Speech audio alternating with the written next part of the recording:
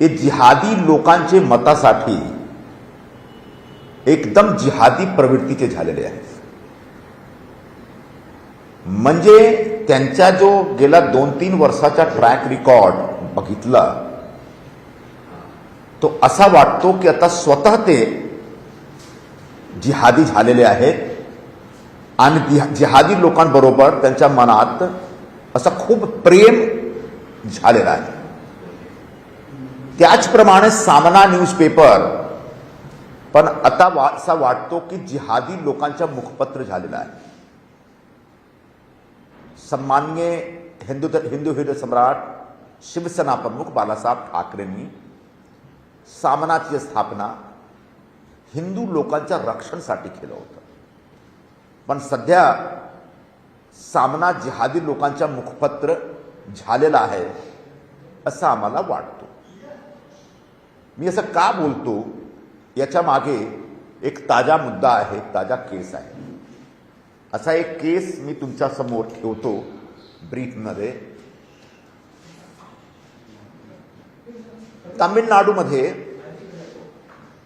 तामिळनाडूमध्ये मदुराईच्या बाजूला थिरुपरनकुंद्रम अशी एक टेकरी आहे आणि त्या टेकडीवर अरुलमिथू सुब्रमण्यम स्वामी मंदिर आहे. खूप जुना मंदिर आहे. या मंदिरामध्ये अशी एक जुनी परंपरा आहे की दीपस्तंभ आहे तिकडे ते दीप प्रज्वलनची परंपरा आहे. पण काही लोकांबरोबर एक भांडण झाली त्यामुळे तो दीप प्रज्वलनवर ऑब्जेक्शन होता लोकांचा. बाजूला एक दर्गाह पण आहे. बहुतेक दर्गावाल्याने असा ऑब्जेक्शन घेतला होता. त्या विभागाचे जो हिंदू लोक आहेत ते मद्रास हायकोर्टचे मदुराई बेंच वर त्यांनी एक पिटिशन दाखल केलं आणि पिटिशनवर सुनवाई करणारे मद्रास हायकोर्टचे जज जी.आर. स्वामीनाथन साहेबांनी एक आदेश दिला की बाबा तो टेकडीवर जुना मंदिर आहे, त्या मंदिरमध्ये दीपस्तंभवर दीप प्रज्वलनची एक जुनी परंपरा आहे आणि परंपराचे पालन करण्यासाठी तिकडे दीप प्रज्वलन झाला पाहिजे. याच्या विरोधात तमिळनाडूचे जो जिहादी आहे ते रस्त्यावर आले. डीएमकेची सरकारने, तो राज्य शासन डीएमकेचे आहे, डीएमकेनं त्याच्यावर बंदी घालला. या देशात पहिल्यांदा असा होत आहे की मंदिरमध्ये दीप प्रज्वलनवर बंदी आहे. जज साहेबांनी पुन्हा ऑर्डर दिला आणि सांगितलं सगळ्या हिंदू लोकांना की तुम्ही जा आणि दीप प्रज्वलन करा. पण शासन डीएमकेचे आहे. डीएमकेचे सरकार सुप्रीम कोर्टमध्ये गेली. सुप्रीम कोर्टमध्ये जाऊन त्यांनी हायकोर्टच्या ऑर्डरवर एक स्टे घेतला. आता तिकडे हिअरिंग चालू आहे. म्हणजे असा दुर्दैव की या देशात मंदिरमध्ये दीप प्रज्वलनवर ते बॅन लावतात, प्रतिबंध लावतात. आता एवढे इथून येऊन ते सगळं संपलं नाही. डीएमकेने जस्टिस जी.आर. स्वामीनाथनच्या विरोधात लोकसभामध्ये इम्पीचमेंट नोटीस दिली. लोकसभा अध्यक्षाच्या समोर महाभियोगची नोटीस.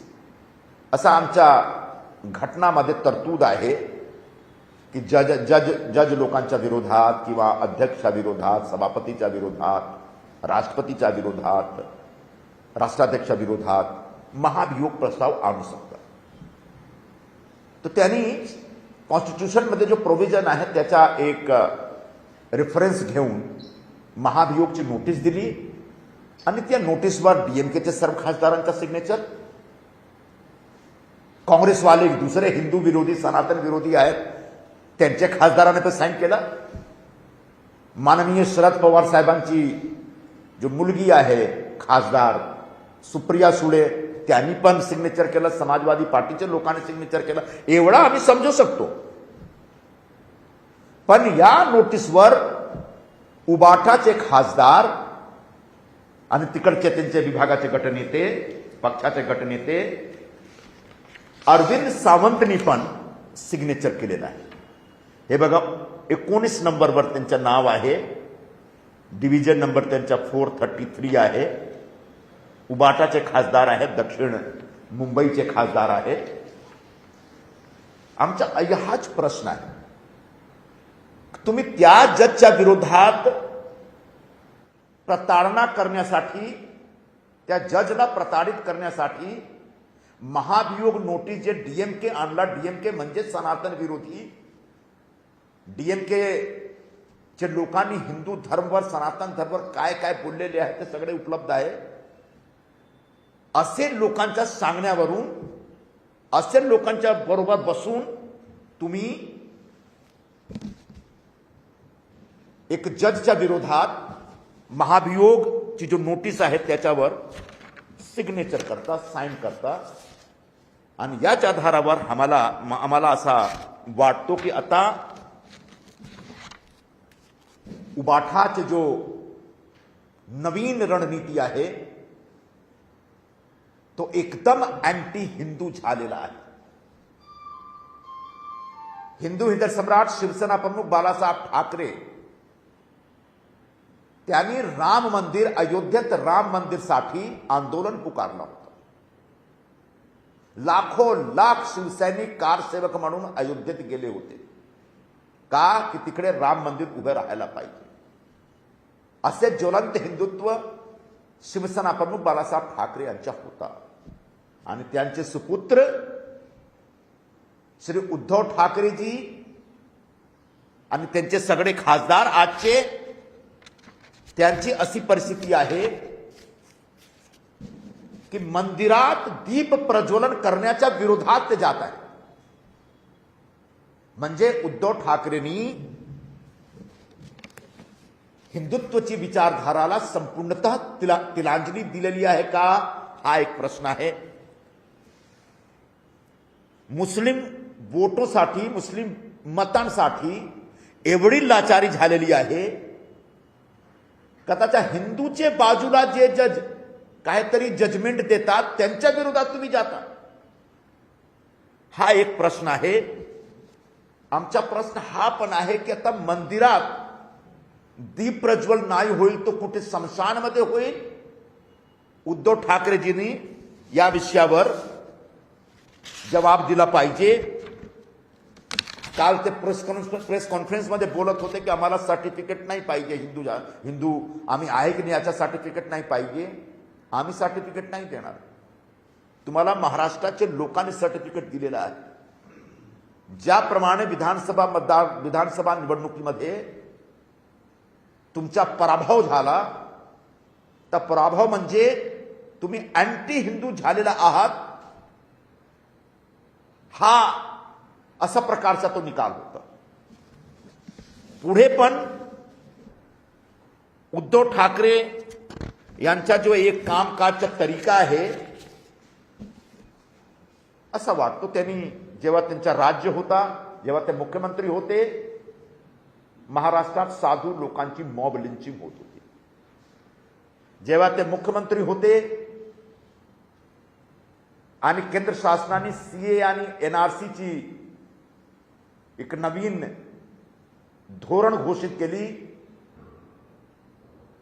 जो घुसखोर आहेत, अवैध आहेत, जे भारताचे नाही आहेत तरीही भारतमध्ये राहतात, यांची ओळख करण्यासाठी जेव्हा एनआरसी आणि सीएची प्रक्रिया सुरू झाली तेव्हा उद्धव ठाकरेंनी याचा विरोध केला. वक्फ बोर्डचा जो कायदा आहे त्याच्यामध्ये जेव्हा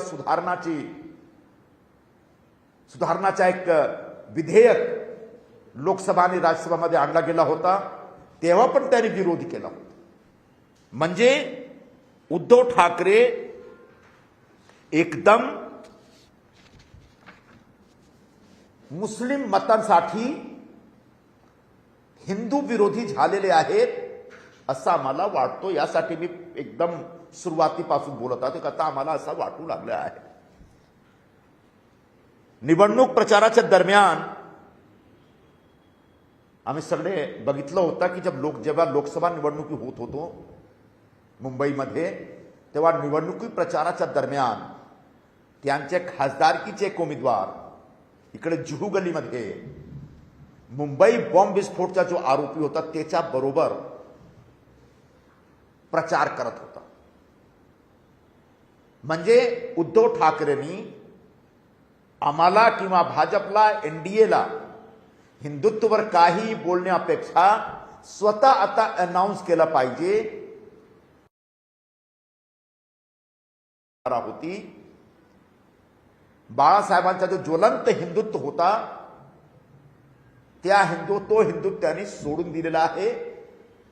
आता ते फक्त डीएमके, समाजवादी पार्टी आणि काँग्रेस आणि राष्ट्रवादी काँग्रेस, शरद पवार सारखे फक्त जिहादी लोकांसाठी काम करतात आणि जिहादी मानसिकताचे झालेले आहेत, असं त्यांच्याकडून एक औपचारिक फॉर्मल अनाउंसमेंट झाला पाहिजे.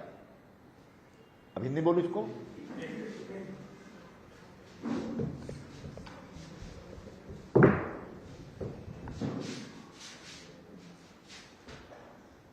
तुमको लगाना अपना कुछ लगाओ लगाओ.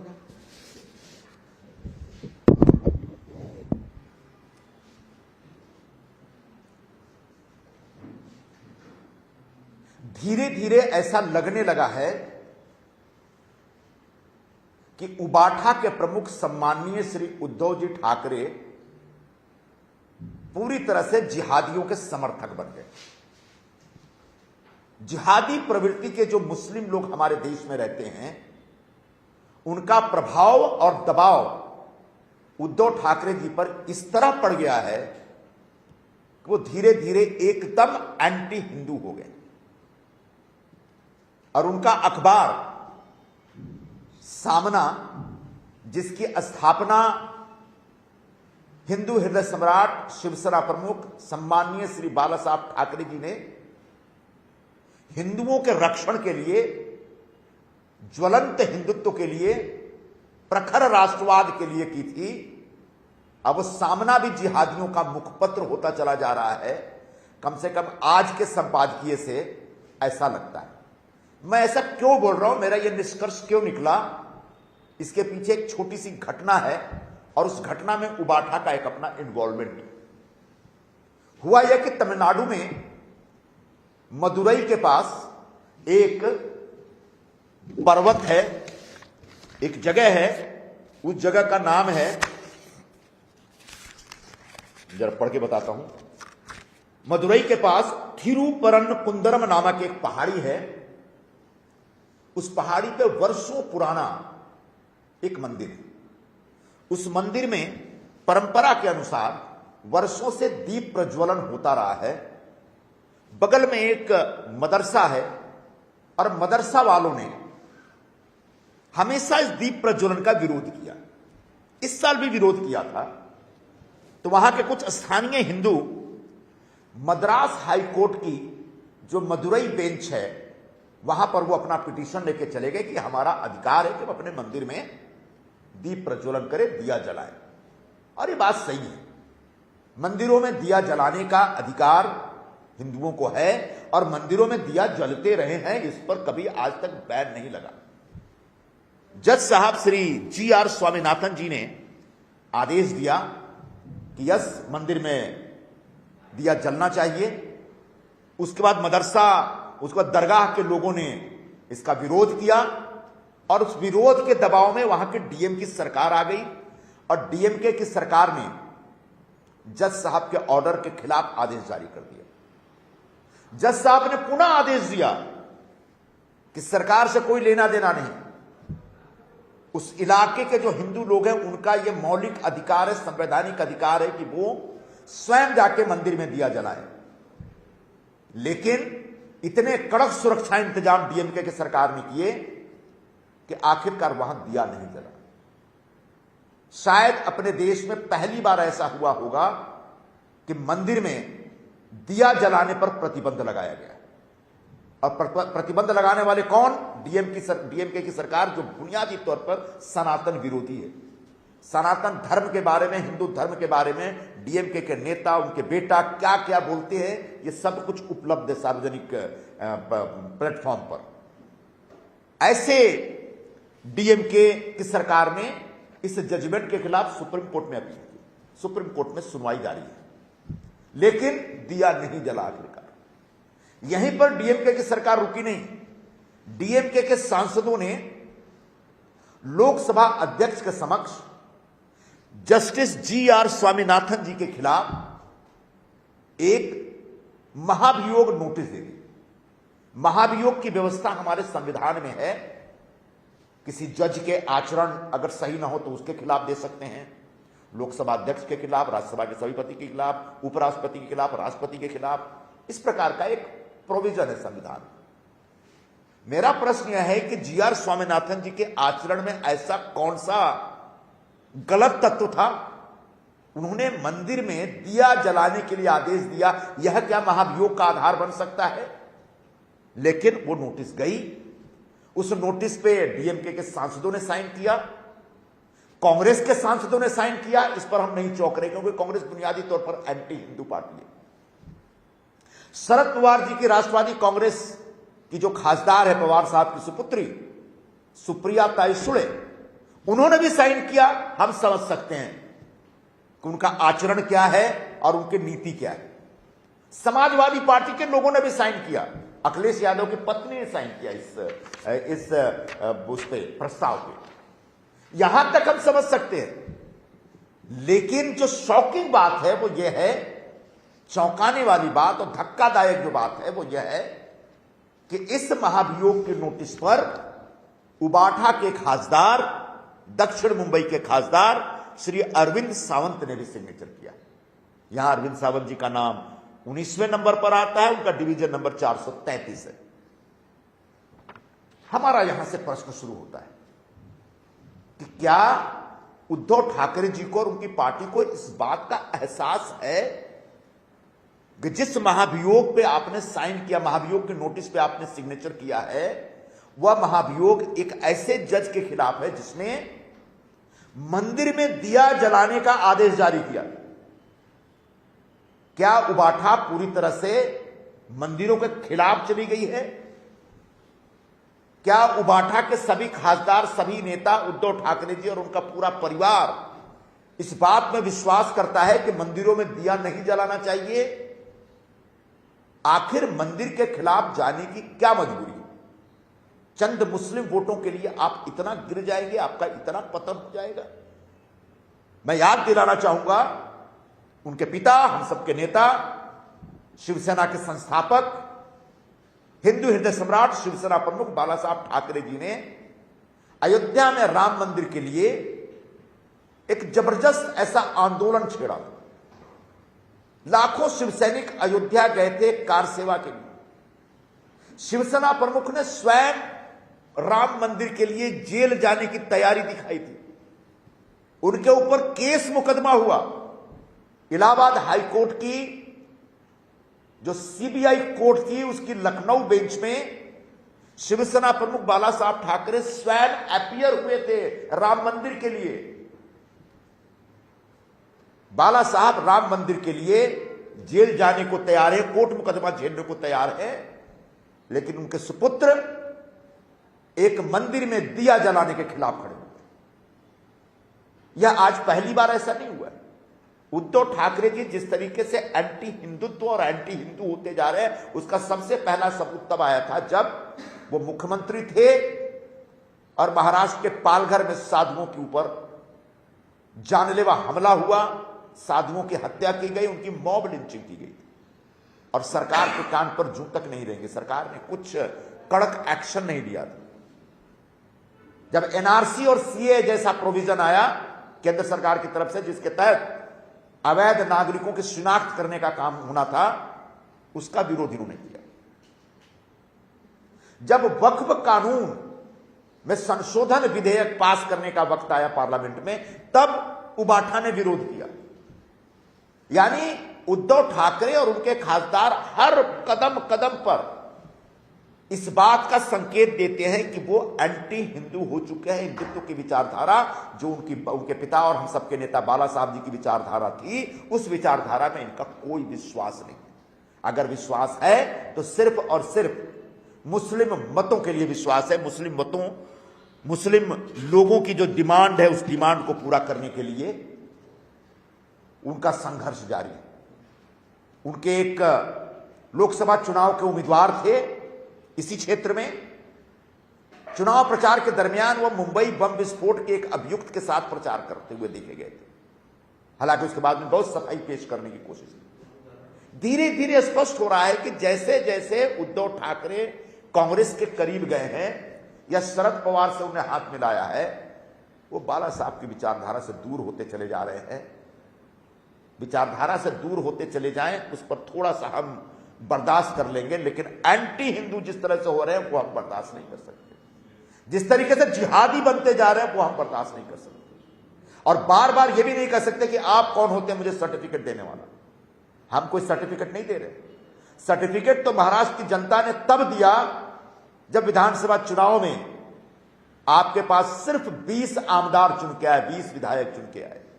यानी महाराष्ट्र की जनता ने आपको कहा कि आप एंटी हिंदू हो गए और आप जीते, वो सिर्फ और सिर्फ मुस्लिम मतों के आधार पर जीते। तो एक बार उद्धव ठाकरे जी के इस पूरे आचरण का हम निषेध करते हैं और उनसे अपील करते हैं कि बेहतर होगा अब आप अनाउंस कर दीजिए, घोषणा कर दीजिए कि शिवसेना प्रमुख बाला साहब ठाकरे जी का जो हिंदुत्व का विचार था या उनकी जो विचारधारा थी, उसको आपने हमेशा के लिए तिलांजलि दे दी है। आपका हिंदुत्व से कोई लेना देना नहीं है, इसमें शर्माने की कोई जरूरत नहीं है। आपकी जो हरकतें हैं उन हरकतों से इस निष्कर्ष पर हम पहुंचे हैं। बस अब आप अनाउंस करिए। सवाल है तो बता दो। सामना संपादकीय में कहा गया है कि आज करीब देश में 25% जजेस जो है वो बीजेपी की तरफ से काम करते हैं, उन सभी को सस्पेंड कर देना चाहिए। कब्जा कर रखा है सरकार ने न्याय व्यवस्था पर। किसी जज का आचरण अगर खराब है और उसके कामकाज में कोई दोष है तो निश्चित तौर पर उसके खिलाफ महाभियोग लाना चाहिए। लेकिन कोई जज अगर किसी मंदिर में दिया जलाने का आदेश देता है तो उसके खिलाफ महाभियोग के नोटिस में साइन करना, यह एक एंटी हिंदू स्टैंड है और आप इस देश की सनातन परंपरा के खिलाफ जा रहे हैं, हम यह कह रहे हैं। लेकिन आप अपने एंटी हिंदू स्टैंड के लिए अगर यह तर्क ढूंढ रहे हैं कि इससे पहले भी जजेस के खिलाफ महाभियोग लाए गए थे या इस समय वर्तमान व्यवस्था में बहुत सारे जज हैं जो बीजेपी माइंडेड है या सही नहीं है, उनका आचरण सही नहीं है, यह बिल्कुल दूसरा विषय है और इस विषय पे ऊपर चर्चा होनी चाहिए। सुप्रीम कोर्ट ने भी कई बार कहा कि जुडिशियरी में सब कुछ ठीक नहीं चल रहा है, लेकिन जुडिशियरी में कुछ गलत हो रहा है ये एक अलग विषय है। लेकिन किसी हिंदू मंदिर में दिया जलाने के खिलाफ जज को प्रताड़ित करने का निर्णय लेना बिल्कुल अलग विषय है और हम इस विषय के ऊपर आपका निषेध करते हैं। और सामना के आज के वक्त संपादकीय से एकदम स्पष्ट हो गया कि अब सामना हिंदुत्व, ज्वलंत हिंदुत्व का पुरस्कार करने वाला संगठन मुखपत्र नहीं रहा। शिवसेना प्रमुख ने जब सामना की स्थापना की थी तब उन्होंने घोषणा की थी कि हिंदुओं की रक्षा के लिए यह मुखपत्र काम करेगा, लेकिन अब आज के संपादकीय से स्पष्ट हो गया है कि अब सामना जिहादियों की रक्षा करने के लिए वचनबद्ध हो गया है। उसी पेपर में कहा गया है कि बहुत से ऐसे जजेस हैं जो कहीं ना कहीं बायस्ड नजर आते हैं, अपने जजमेंट के जरिए खास जो है पार्टी की विचारधारा से इन्फ्लुएंस नजर आते हैं, तो ऐसे लोगों को के खिलाफ इम्पीचमेंट जायज है क्योंकि इससे देश का लोकतंत्र खराब हो सकता है और कहीं ना कहीं देश का माहौल खराब हो सकता है। इस चीज का को मुद्दा बना के उन्होंने जस्टिफाई किया है। अगर कोई जज बायस्ड है और अपनी निर्णयों में वह ईमानदारी से और साक्ष्यों के आधार पर निर्णय नहीं देता, फैसला नहीं देता, तो बिल्कुल उसके खिलाफ शिकायत करने के बहुत सारे मंच हैं। लेकिन आज यह तर्क किसी हिंदू मंदिर में दिया जलाने के फैसला देने वाले जज के खिलाफ महाभियोग चलाने के पाप के जवाब में नहीं दिया जा सकता। उबाठा ने जस्टिस GR स्वामीनाथन के खिलाफ महाभियोग पे साइन करके एक बहुत बड़ा पाप किया है, क्योंकि स्वामीनाथन साहब कोई करप्ट जज नहीं है, उनका आचरण खराब नहीं है, वो बायस नहीं है। मदुरई के पास की पहाड़ी पे जो मंदिर है वो मंदिर सदियों पुराना, वर्षों पुराना है, और उस मंदिर में दिया जलाने की परंपरा वर्षों पुरानी है। और वहां दिया जलाने की बात अगर हिंदुओं की अपील पे उन्होंने की, उसको माना, तो मुझे लगता है कि इसमें कोई बायस्ड अप्रोच नहीं है, कोई आचरण का दोष नहीं है, और ये महाभियोग का मुद्दा तो कतई नहीं। उद्धव ठाकरे का ये भी कहा जा रहा है कि उन्हें एनडीए हिंदुत्व न सिखाए, एनडीए में गोमांस खाने वाले मंत्री मौजूद है, उन्हें पहले निकालिए और बाकी तमाम चीजें कह रहे हैं। हो सकता है ये जो खाना पीना है वो व्यक्ति का व्यक्तिगत पसंद नापसंद होता है, और अगर कोई व्यक्ति किसी परंपरा के तहत एक खास तरह का भोजन करता है तो इस पर ऐतराज करना भी भारतीय संस्कृति और परंपरा के खिलाफ है।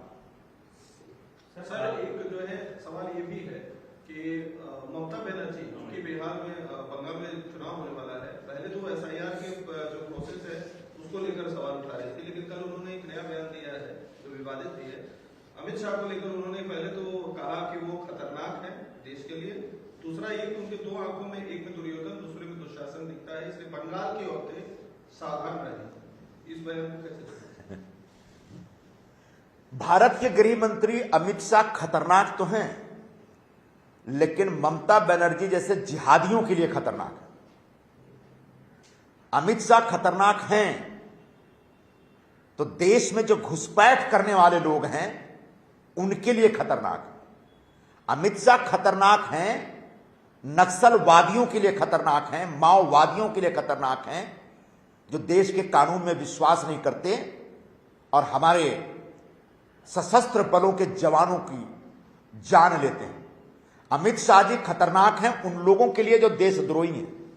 अमित शाह खतरनाक है उन लोगों के लिए जो देश विरोधी हैं। अमित शाह खतरनाक है उन लोगों के लिए जो हिंदू विरोधी हैं। अमित शाह खतरनाक है उन लोगों के लिए जो चुनाव में अपना फायदा उठाने के लिए हिंदू भावनाओं और हिंदू संवेदनाओं को आहत करते हैं। और ऐसे में ममता बनर्जी एकदम परफेक्ट उस चौखट में बसती है, क्योंकि उनका जो आचरण है वो इसी प्रकार का है, और उनके लिए अवश्य अमित शाह जी बहुत खतरनाक है। सर, ममता बनर्जी से जुड़ा एक और सवाल है। कल एक रैली के दरमियान उन्होंने इंस्टिगेटिंग कमेंट दिया। उन्होंने कहा है कि अगर आपके नाम वोटर लिस्ट से काटे जाते हैं तो घर की जो महिलाएं हैं, आपके घर में हथियार है, चाकू है, उसे लेकर सड़कों पर उतरें। देखिए, SIR की जो प्रक्रिया पूरे देश में लागू है, मेरे ख्याल से कोई 12 राज्यों में लागू है, उसका पूरा उद्देश्य यह है कि हमारे देश की मतदाता सूचियों में जो अवैध लोग, देश के अवैध नागरिकों के नाम दर्ज हो गए हैं, उनको निकाला जाए। ऐसे मतदाताओं के नाम निकाले जाए जिनके नाम एक नहीं कई बार मतदाता सूचियों में पाए जाते हैं। ऐसे नामों को निकाला जाए जिन मतदाताओं की ऑलरेडी डेथ हो चुकी है, मृत्यु हो चुकी है, लेकिन अभी भी उनके नाम वहां पे है और जिसका दुरुपयोग चुनाव में लोग करते हैं। यह मतदाता सूचियों को सैनिटाइज करने का, उसके शुद्धिकरण करने का और अवैध वोटरों को निकालने का एक अभियान है, सरकारी अभियान। निश्चित तौर पर इस पूरे SIR की प्रक्रिया में हम सबको, चुनाव आयोग को और चुनाव आयोग के काम करने वाले सारे कर्मचारियों को इस बात का ख्याल रखना पड़ेगा कि एक भी वैध मतदाता का नाम नहीं कटना चाहिए, और किसी वैध मतदाता का नाम कटेगा तो वो गलत है। SIR का जो प्रायोगिक रूप से इंप्लीमेंटेशन हुआ वो बिहार में हुआ था। अब बिहार में लगभग 67 लाख, जैसा कि चुनाव आयोग ने दावा किया, 67 लाख ऐसे अवैध मतदाताओं के नाम निकाले गए। पूरा वहां का विपक्ष इसका विरोध कर रहा था। चुनाव हो गया, लंबा चौड़ा प्रचार चला, खूब सारा प्रचार चला, लेकिन पूरे चुनाव प्रचार के दरमियान एक भी व्यक्ति निकल के नहीं आया जो कह रहा हो कि मैं यहां का वैध नागरिक हूं, लेकिन मेरा नाम SIR की प्रक्रिया के तहत मतदाता सूची से निकाल दिया गया।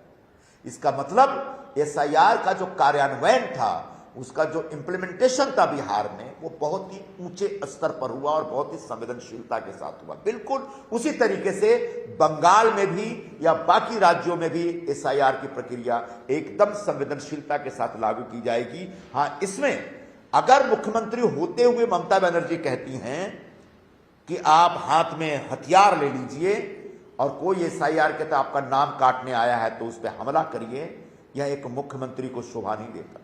और मुख्यमंत्री जी इस तरह से अगर कानून तोड़ने की बात करेंगी तो उनके खिलाफ भी कार्रवाई करने की व्यवस्था भारत के संविधान में है। फिर न कहें कि हमारे ऊपर अन्याय हो रहा है। कानून तोड़ने का जिक्र कर रहे हैं, देश में एक कानून है ई सिगरेट पर पाबंदी बैन, लेकिन कल पार्लियामेंट में सेशन के दरमियान मकर द्वार के बाहर टीएमसी के एक नेता है वो ई सिगरेट पीते हुए पाए गए। उनके खिलाफ कार्रवाई की मांग बीजेपी द्वारा लगातार की जा रही है। गिरिराज सिंह अनुराग ठाकुर कैसे देखते हैं इस पूरे against the law against the system के जाने की जो प्रक्रिया लगातार टीएमसी द्वारा अपनाई जा रही है? ऐसा दिख रहा है कि ममता दीदी और उनके जो सांसद और उनके पार्टी के लोग हैं वो अपनी सरकार बचाने, पार्टी बचाने, उस पूरे प्रयास में भारतीय जनता पार्टी और एनडीए से इतनी नफरत करने लगे हैं कि कानून का पालन करना भी उनको अच्छा नहीं लग रहा है।